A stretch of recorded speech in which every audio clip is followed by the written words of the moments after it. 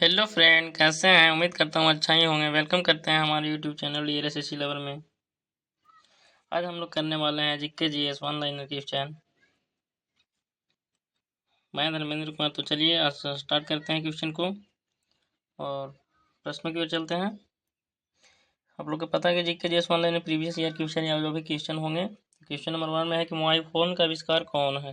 Mobile phone का आविष्कारक कौन है? मोबाइल फ़ोन का आविष्कारक कौन है? तो आंसर हो जाएगा doctor Martin Kapoor. Mobile phone का आविष्कारक कौन है? तो doctor Martin Kapoor. Question number 2 है कि संसार की सबसे ऊंची टावर का नाम क्या है? संसार की सबसे ऊंची टावर का नाम क्या है? आंसर हो जाएगा बी यानी बुर्ज खलीफा। संसार की सबसे ऊंची टावर का नाम क्या है? बुर्ज खलीफा। क्वेश्चन नंबर 3 है कि फिट्स इंडिया एक्ट कब पारित हुआ था? फिट्स इंडिया एक्ट कब पारित हुआ था? तो आंसर हो जाएगा 1784 ईस्वी में। फिट्स इंडिया एक्ट कब पारित हुआ था? 1784 ईस्वी में। अगला क्वेश्चन नंबर 4 की रंजीत सागर बांध किस नदी पर स्थित है? रंजीत सागर बांध किस नदी पर स्थित है? आंसर हो जाएगा रावी नदी पर। अगले क्वेश्चन नंबर 5 है कि विश्व ठहाका दिवस कब मनाया जाता है? विश्व ठहाका दिवस कब मनाया जाता है? आंसर हो जाएगा 10 जनवरी। अगले क्वेश्चन है कि भारत का सबसे बड़ा वाणिज्यिक बैंक का नाम क्या है? भारत का सबसे बड़ा वाणिज्यिक बैंक का नाम क्या है? आंसर हो जाएगा भारतीय स्टेट बैंक। अगले क्वेश्चन है कि ब्याज का दर किस बैंक द्वारा किया जाता है? ब्याज का दर किस बैंक द्वारा किया जाता है? तो आंसर हो जाएगा सेंट्रल यानी केंद्रीय बैंक। अगले क्वेश्चन है कि गतिरोध और मुद्रास्फीति की स्थिति क्या कहलाती है? गतिरोध और मुद्रास्फीति की स्थिति क्या कहलाती है? तो आंसर हो जाएगा स्टैगफ्लेशन।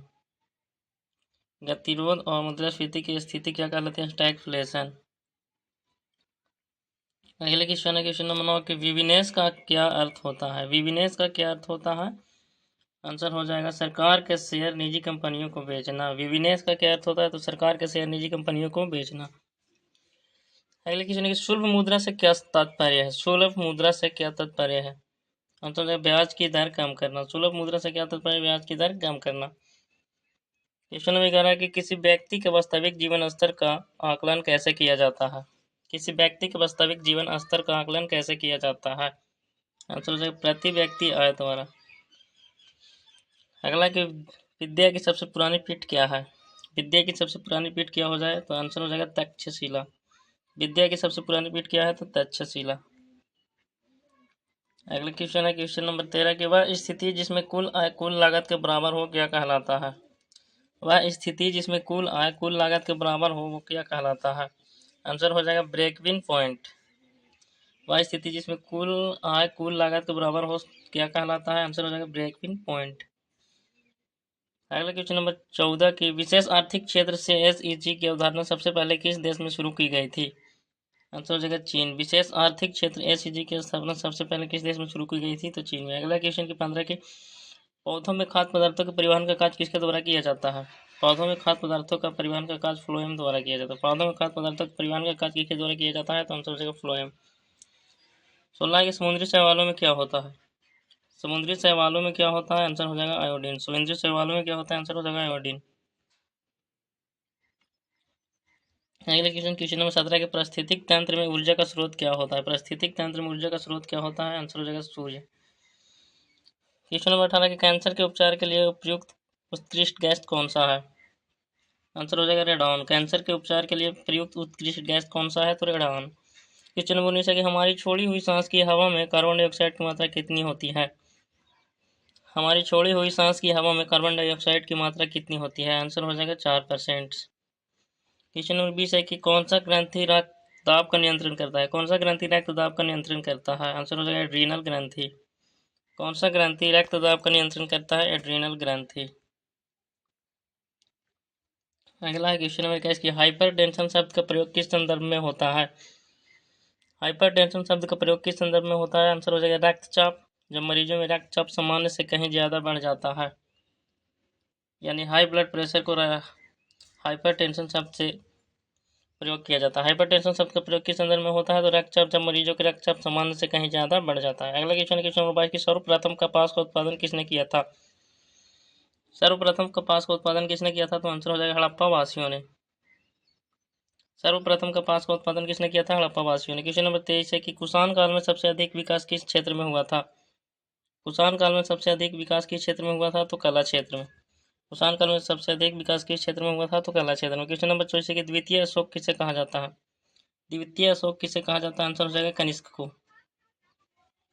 द्वितीय अशोक किसे कहा जाता है? तो कनिष्क को। क्वेश्चन नंबर 25 है कि गुप्त शासकों की सरकारी भाषा क्या थी? गुप्त शासकों की सरकारी भाषा क्या थी? आंसर हो जाएगा संस्कृत। गुप्त शासकों की सरकारी भाषा क्या थी? संस्कृत। क्वेश्चन नंबर 26 है कि सांता क्लॉज का मूल्य नाम क्या था? सांता क्लॉज का मूल्य नाम क्या था? Saint Nicholas. सांता क्लॉज का मूल्य नाम क्या था? Saint Nicholas. अगला क्वेश्चन, क्वेश्चन नंबर 27 है कि भारतीय न्यूक्लियर विज्ञान का जनक किसे कहा जाता है? भारतीय न्यूक्लियर विज्ञान का जनक किसे कहा जाता है? आंसर हो जाएगा होमी जहांगीर भाभा को। भारतीय न्यूक्लियर विज्ञान का जनक होमी जहांगीर भाभा को। अगले क्वेश्चन, क्वेश्चन नंबर 28 है कि भारत का राष्ट्रपति बनने से पहले भारत रत्न से सम्मानित व्यक्ति का नाम क्या था? भारत का राष्ट्रपति बनने से पहले भारत रत्न से सम्मानित व्यक्ति का नाम क्या था? तो आंसर हो जाएगा डॉक्टर एस राधाकृष्णन, यानी डॉक्टर सर्वपल्ली राधाकृष्णन। अगला क्वेश्चन, क्वेश्चन नंबर 29 की विश्व रिकॉर्ड की पहली गिनीज बुक कब प्रकाशित हुई थी? विश्व रिकॉर्ड की पहली गिनीज बुक कब प्रकाशित हुई थी? तो आंसर हो जाएगा अगस्त 1954 में। विश्व रिकॉर्ड की पहली गिनीज बुक कब प्रकाशित हुई थी? तो अगस्त 1954 में। अगले क्वेश्चन है और इस सेशन का सबसे अंतिम क्वेश्चन है क्वेश्चन नंबर 30 की 10,000 पीढ़ियों का अध्यापक किस दार्शनिक को कहा जाता है? 10,000 पीढ़ियों का अध्यापक किस दार्शनिक को कहा जाता है? तो इसका आंसर हो जाएगा कन्फ्यूशियस। 10,000 पीढ़ियों का अध्यापक किस दार्शनिक को कहा जाता है? कन्फ्यूशियस को। तो दोस्तों ये रहा आज का कुल सेशन। वीडियो अच्छा ही लगा होगा। आप लोग को पता है कि मेरा यूट्यूब चैनल DRS सिलेबर, अभी चैनल को ज़्यादा से ज़्यादा प्यार दें। दोस्तों आज के लिए इतना ही, फिर मिलते हैं अगले वीडियो में। थैंक्स, जय हिंद।